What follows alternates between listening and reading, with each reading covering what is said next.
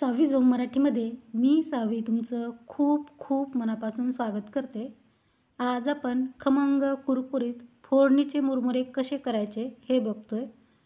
खूप सोपी रेसिपी आहे. व्हिडिओ कुठे स्किप न करता अगदी शेवटपर्यंत पहा आणि रेसिपी तुम्हाला कुठल्याही क्षणी थोडी जरी आवडली तर रेसिपीला लाईक आणि चॅनलला सबस्क्राईब करायला अजिबात विसरू नका. चला तर मग आता वेळ न घालवता लगेच रेसिपीला सुरुवात करूयात. सुरुवातीला मी या बाउलमध्ये 5 कप मुरमुरे घेतलेत. मुरमुरे अगोदर आपल्याला चाळून स्वच्छ निवडून घ्यायचे आहेत, म्हणजे यामध्ये जर कचरा धूळ असेल ती वेगळी होईल. मी इथे 5 कप मुरमुरे घेतलेत. तुम्हाला फोडणीचे मुरमुरे किती प्रमाणात बनवायचे आहेत त्यानुसार तुम्ही मुरमुऱ्याची क्वांटिटी कमी अधिक करू शकता.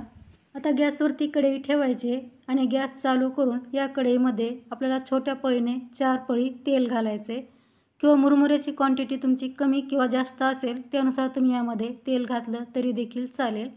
आता तेल तापलं की त्यामध्ये अर्धा चमचा मोहरी आणि अर्धा चमचा जिरं घालून जिरे मोहरी चांगले तडतडू द्यायचे आहेत. मोहरी आणि जिरे मस्त तडतडले की त्यामध्ये आपल्याला भरपूर सारा बारीक चिरून घेतलेला लसण घालायचा आहे. लसण घातल्यानंतर गॅसची फ्लेम लो करायची आहे आणि लो गॅसवरती हा लसण आपल्याला अगदी खमंग खरपूस परतून घ्यायचा आहे. लसण थोडासा परतून झाला की लगेच यामध्ये 7 ते 8 कढीपत्त्याचे पाने घालून हे कढीपत्त्याचे पानेसुद्धा आपल्याला खमंग कुरकुरीत होईपर्यंत परतून घ्यायचे आहेत.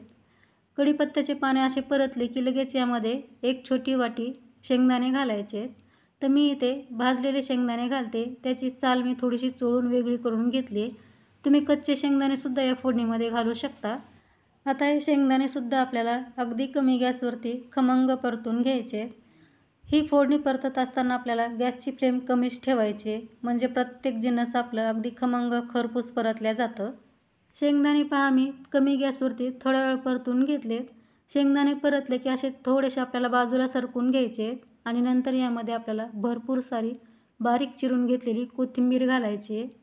कोथिंबीर थोडीशी जास्त घालायची आहे, म्हणजे मुरमुऱ्याला चव खूप छान येते. आता ही कोथिंबीरसुद्धा आपल्याला कमी गॅसवरती अगदी कुरकुरीत होईपर्यंत तळून घ्यायची आहे. कोथिंबीर तळताना घाई करायची नाही. अगदी खमंग कुरकुरीत कोथिंबीर तळून घ्यायची आहे. कोथिंबीर जर कच्ची राहिली तर मुरमुरे मऊ होऊ शकतात. त्यासाठी खमंग कुरकुरीत ही कोथिंबीर आपण तळून घेऊयात. थोड्या वेळानंतर तुम्ही पाहू शकता कोथिंबीर आपली मस्त कुरकुरीत तळलेली आहे. कोथिंबीर छान कुरकुरीत झाली की तेलातले बबल्स पूर्ण कमी होतात तेव्हा समजायचं कोथिंबीर खमंग तळली आहे. आता लगेच यामध्ये अर्धा चमचा हळद घालायची आहे, अर्धा चमचा लाल तिखट घालायचं आहे किंवा तिखट तुम्ही तुमच्या आवडीप्रमाणे कमी अधिकही करू शकता. आता हळद आणि लाल तिखट आपल्याला लो गॅसवरती काही सेकंद परतून घ्यायचं आहे. लाल तिखट आणि हळद परतले की लगेच या फोडणीमध्ये आपल्याला अर्धा चमचा मीठ घालायचं आहे किंवा मीठ तुम्ही तुमच्या चवीनुसारही घालू शकता. आता मीठ आपल्याला थोड्या वेळ या फोडणीमध्ये छान मिक्स करून घ्यायचं आहे. असं फोडणीत मीठ घातलं की फोडणीला चव खूप छान येते, कारण हे मीठ सर्व बाजूला किंवा सर्व मुरमुऱ्याला अगदी छान लागलं जातं आणि मुरमुरे खाताना खूप चवदार लागतात. आता आपण यामध्ये लगेच मुरमुरे टाकून घ्यायचे आहेत आणि चांगले मिक्स करून घ्यायचे आहेत.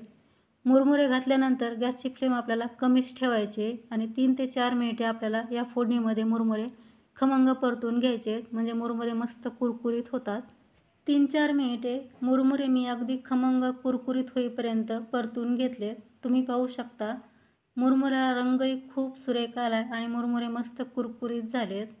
आता लगेच आपण गॅस बंद करून हे मुरमुरे गरमागरम सर्व करूयात. तुम्हाला जर थोडीशी आंबट गोड चव आवडत असेल तर यामध्ये तुम्ही 1 चमचा पिठी साखर आणि 1 चमचा आमचूर पावडर देखील ॲड करू शकता. मधल्या वेळेच्या छोट्याशा भुकेसाठी तुम्हाला काहीतरी झटपट खमंग कुरकुरीत खायचं असेल तर ही रेसिपी तुम्ही नक्की ट्राय करू शकता.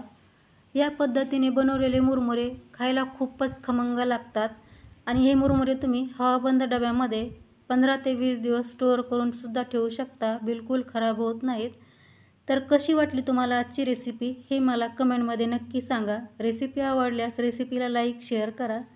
चॅनलवरती तुम्ही पहिल्यांदाच आला असाल आणि चॅनल अजूनही सबस्क्राईब केलं नसेल तर मला सपोर्ट करण्यासाठी चॅनलला सबस्क्राईब करून समोरील बेल आयकॉनवरती क्लिक करा, म्हणजे माझ्या येणाऱ्या नवीन रेसिपीचं नोटिफिकेशन तुम्हाला सर्वात अगोदर मिळेल.